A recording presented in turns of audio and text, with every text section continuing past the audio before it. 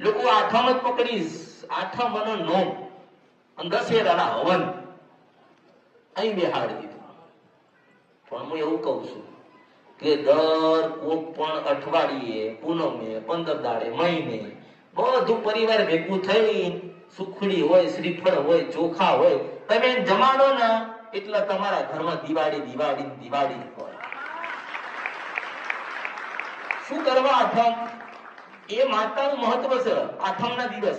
પણ તમારામાં એવી ભગવાન માતાજી ચેતના પૂરી છે ને કે જે આઠમે માતાજી જે લેતી હોય ને એ નિવેદ અને એનાથી રાજી થતી હોય ને તો આપણે 365 દિવસ આપણે રાજી રાખી શકીએ.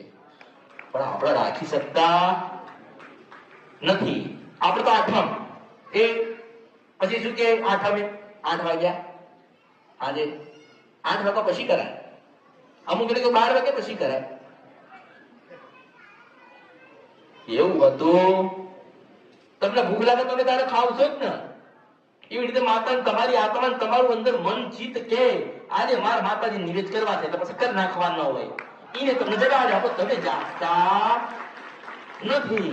અને માતાજી તમે શ્રીફળ આપો ને, મને કદાચ કોકે દૂર ઉભું રહીને તમે એક શ્રીફળ કે સુખડી ધરાવી હોય ને તો પાછી એ સુખડીનું મારા માથે રાખવું ને જઈને એનું નાનું મોટું કરી આપો.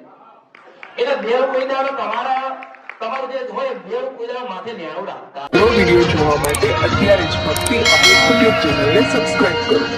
બીજા વિડિયો જોવા માટે આપણી યુટ્યુબ ચેનલ શ્રી ભક્તિ અમૃતને લાઇક કરો, ફોલો કરો, શેર કરો અને સબસ્ક્રાઇબ કરો. બેલ આઇકન દબાવવાનું ભૂલતા નહીં. જય માળી હર હર મહાદેવ.